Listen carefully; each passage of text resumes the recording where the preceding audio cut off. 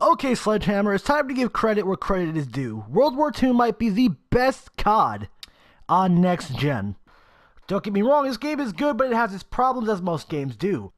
I want to put a disclaimer at this point that at one point in my life, I've been both a COD hater and a COD fanboy. But I've grown out of both of those mindsets because now I see that they're both big babies, whether they cry that the game is the best game in the world or the worst.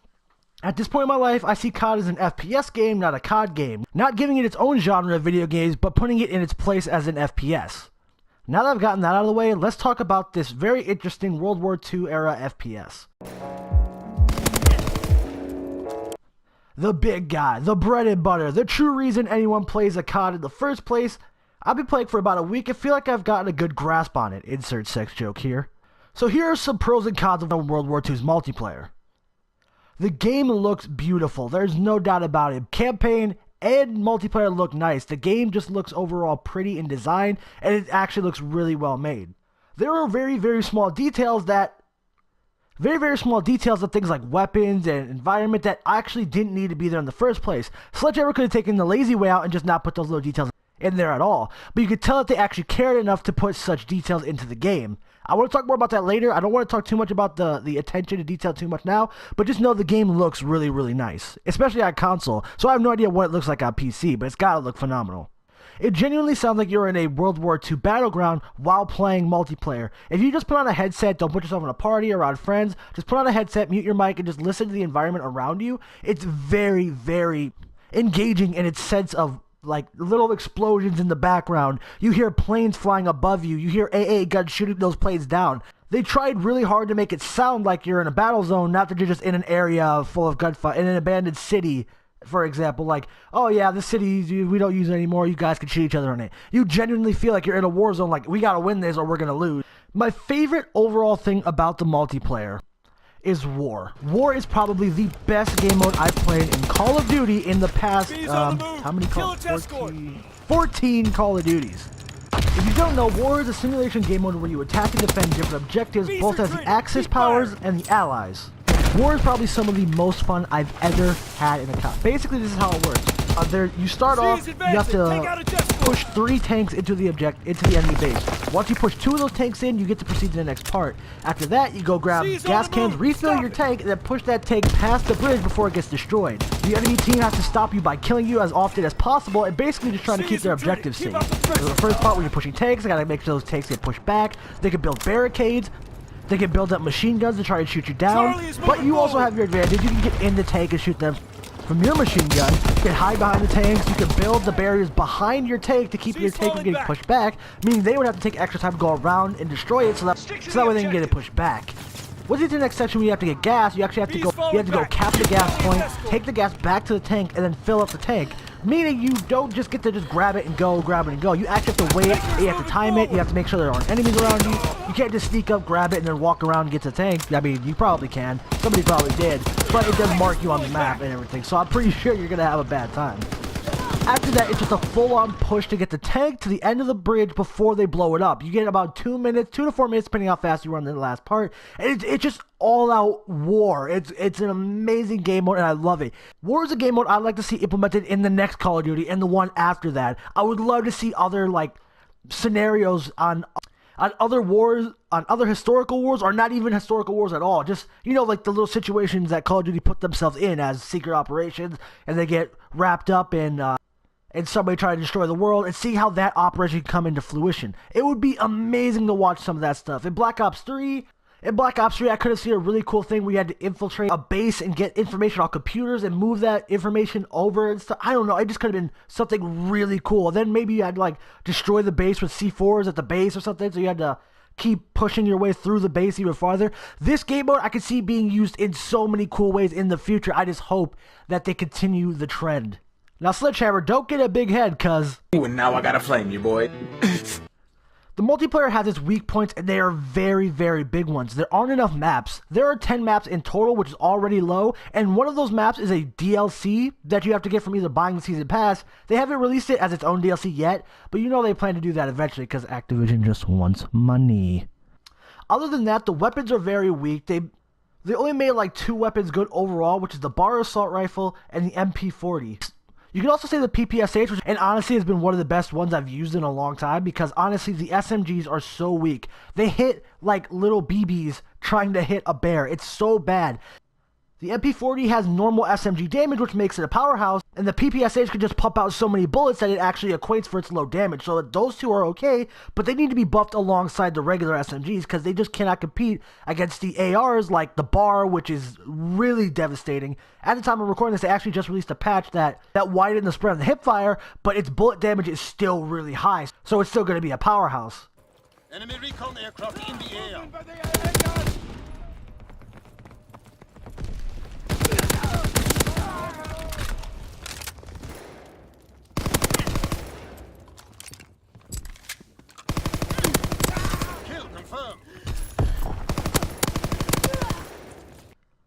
The STG-44 is a faster rate of fire, and it's really accurate, so it's really decent. I just can't express how much I want SMGs buffed. SMGs are some of my favorite weapons to use, and the World War II era SMGs are some of my favorite. And I love the SMGs, but they need to be stronger.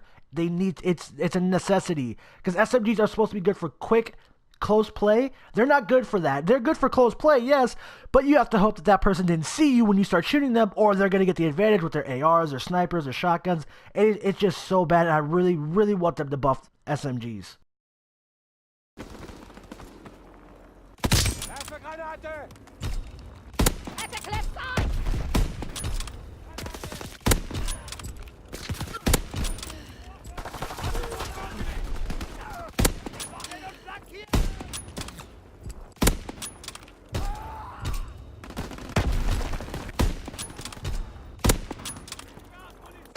The servers are complete ass. I don't understand how they make a Call of Duty every year and still don't know how to make servers. I'll give Sledgehammer the benefit of the doubt. This is their second full COD game by themselves, so I'll give them a little bit of credibility. They are working on it. They keep tweeting about it. They keep saying that they're doing something about it. They did get a little better. They're getting progressively better. But on launch day, I'm pretty sure they were down for 3 hours. And when you want to do content on a game, like some of these people really wanted to do, you just completely cut them off. And that's already a big no-no for a video game launch. The spawns in World War II are some of the worst spawns I've seen in a Call of Duty in a long time.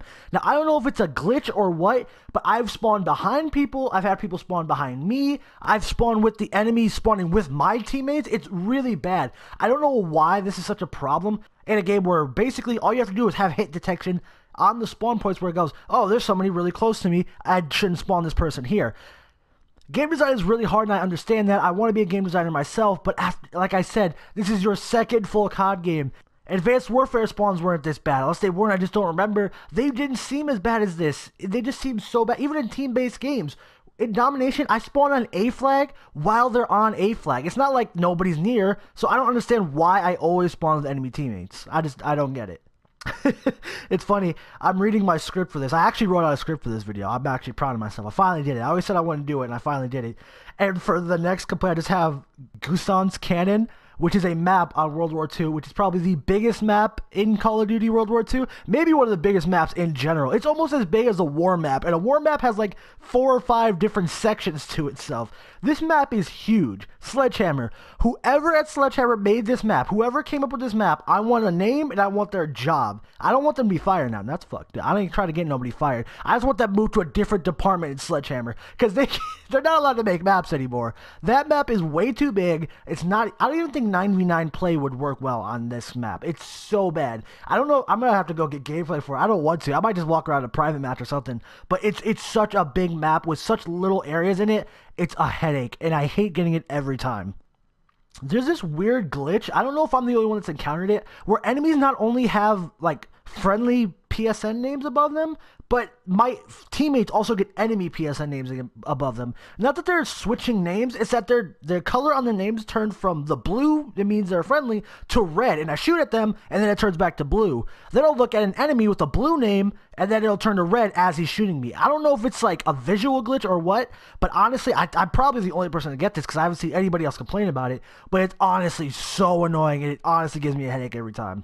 So those are the pros and cons of multiplayer, but now I want to talk to you about my favorite part of World War II.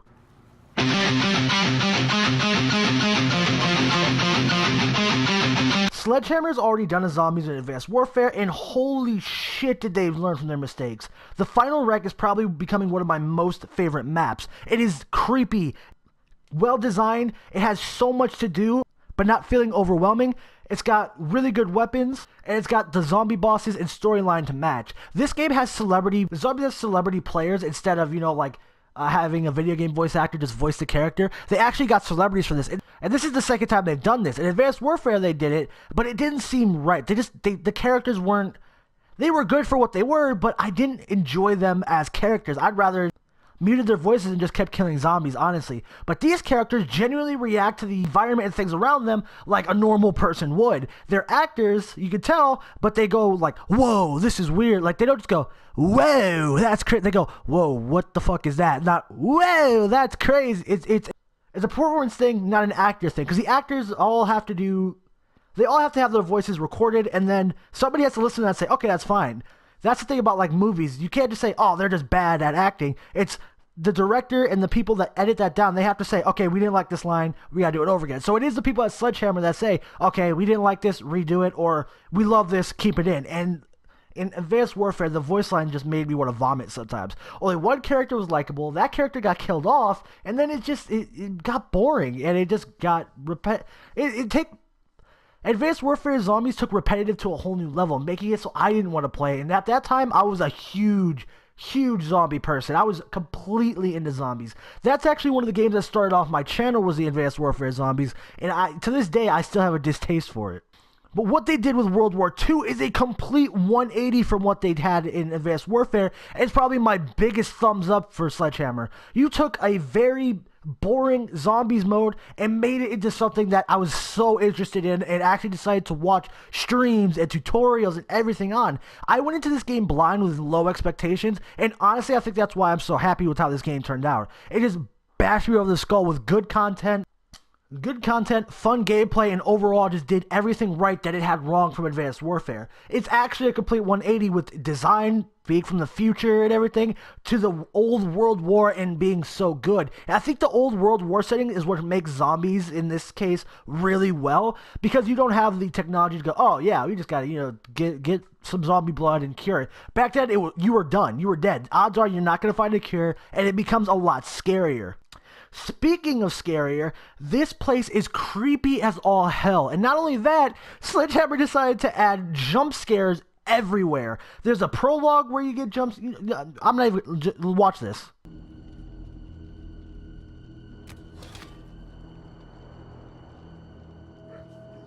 Lord of my water! Damn, this is some scary shit! That soldier...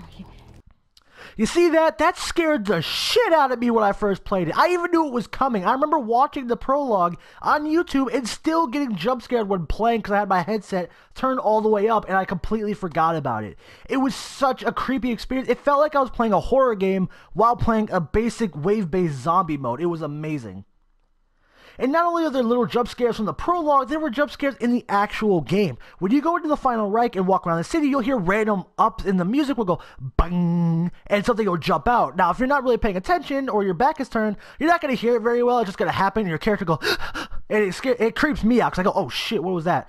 But when you turn and you look and you're just walking and all of a sudden something, a zombie pops up out of your face and that music blares, it genuinely terrifies you. You go, oh shit, especially if you play at night with a headset and you're just zoned out, it gets really bad. I want to show you this. This happened to me while playing to get footage for this. Oh my... Just respawn and start. Fuck you, Sledgehammer. Or resurrect here. Fuck you. God damn it, dude. Piece of shit. Dumbass game. Just pissed me off, dude. Fucking jump scares. I don't take getting jump scared lightly. I love scary games, but jump scares are kind of a low blow. But this game kind of does it well in the sense that they do get thrown at you a lot, but it's just such an unexpected thing to happen in a wave-based zombie game that you just go, oh my god, I hate you. Why do you do that? It's so annoying. It's so cool because it actually gave me a terrified feel because I was already creeped out by the environment. It was dim. It was dark. There was just little lights flickering to keep the the area lit up. It's an amazing feel, and whoever did zombies for this game, honestly, they need to move over to Treyarch and start helping them out, because they were kind of slipping in Black Ops 3. Black Ops 3 was really good, producing 2 of my favorite zombie maps, but honestly, Final Rank might kick one of them out because they just did a very fantastic job. That fucking They have so much customization in zombies that it's almost ridiculous. You can customize your character perks. The only downfall to that is that means there's less perk machines on the map, but it could be a good thing for future maps, making it so they make more fun perks instead of necessary perks. There are damage perks, revive perks, like engineer perks and things. It's just so much to get a hold of that I still haven't even gone through everything yet, so I don't even know what all the perks do completely. But you can actually have a role as a character in the multiplayer when you play with friends. You can have a medic, you can have an assault person, you can have somebody to buy like it's so much. It's actually really cool, and they put so much time into it. It makes it so much better. So those are the 2 things you need to know the most about World War II. I didn't get a chance to play the campaign because honestly, I wasn't really too interested in the campaign. Yeah, it is kind of cool to go back to World War II and all that, but honestly, I haven't been of the campaign for a while. Usually I play them with my dad, and the last time me and my dad played through a campaign was all the way back in Ghosts, and that was a very, very long time ago. So maybe we'll go back through it. I can do like do a follow-up video on it, but honestly, I don't think it's going to be that good. From what I've heard, it seems like you'll either love it or hate it. If you like old COD campaigns, you'll enjoy this one, and if you didn't, or you don't like them at all, you probably won't like it. I'd say give it a try. If it's not your cup of tea, don't force yourself to play it, but hey, maybe you can get some trophies out of it. I don't know.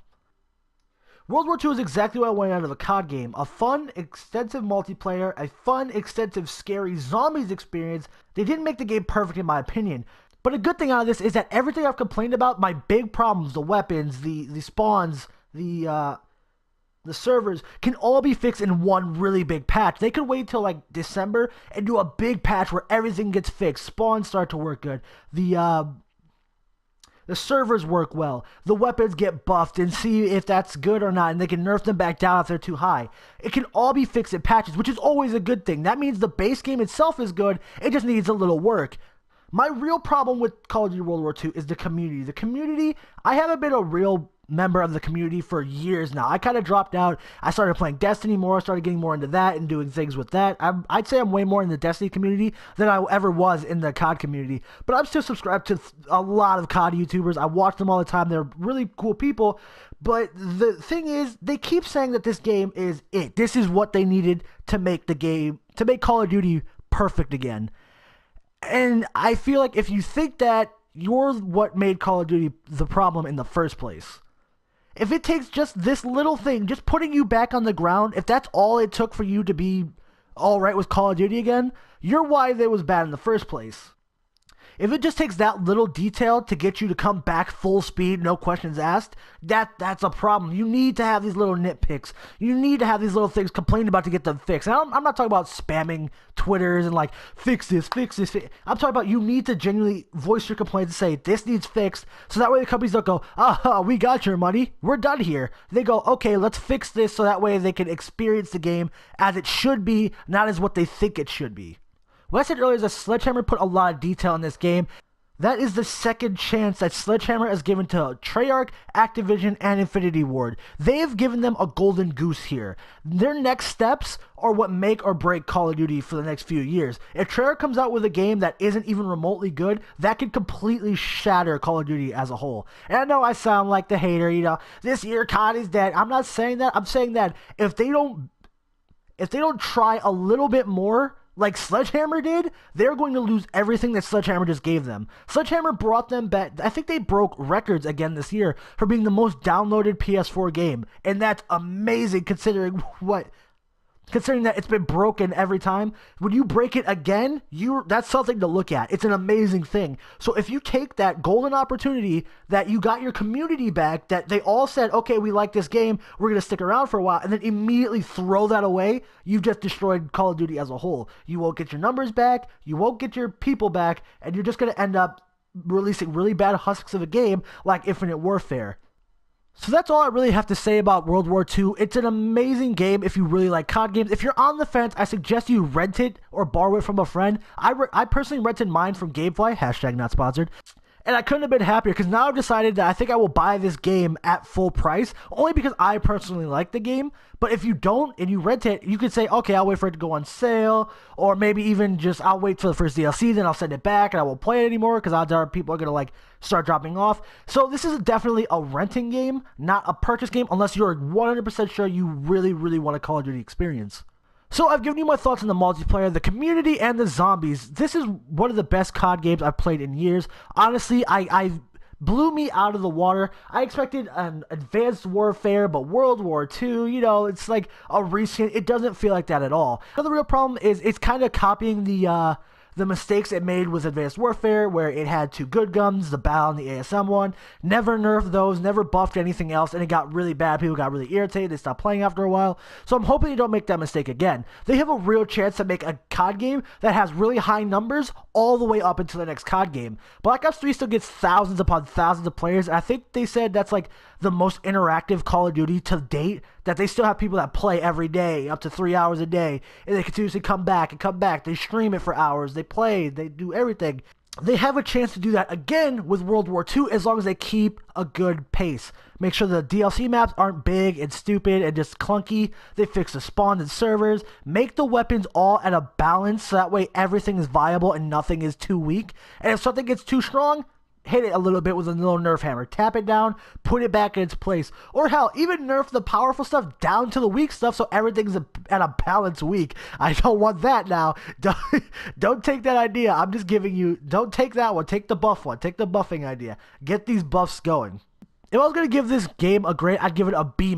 It's a perfect blend of classic Call of Duty shooters and World War II era-esque. The only reason I give it a B- is because it's good, but it's not amazing. And anything getting above a B+ would honestly require it to be an amazing experience. And this one is a good experience. Like I said, it just needs fixed. And a game that, when it releases, is broken to the point where it's unplayable is one thing, but then there's a really good game that just needs a little bit of a band-aid on it to make it feel better. A good and fun game, and for it to get over a C+, which is actually what I was going to give it, I was going to give it a C+, but the zombies and the detail and the overall gameplay bumped it up to a B-.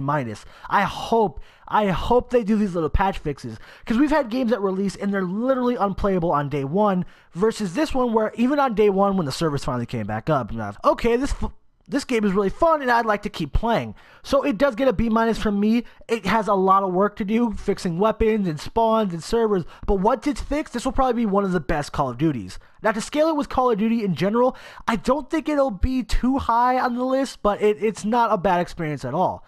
So guys, that's what I think of Call of Duty World War II. Am I wrong? Probably. Am I right? Probably. So I hope you guys did enjoy. If you did get any information out of this, I hope you do. So that's my thoughts and ideas on World War II, where it could go, what it's done, and what it could be in the future. Like I said, Call of Duty has the golden opportunity to come back full swing as long as Activision and Treyarch, because Treyarch is the next one, take advantage of what Sledgehammer gave them. The idea to put so much attention into the game and actually care about what they're making means you can actually bring a community back, and this proves it 100%.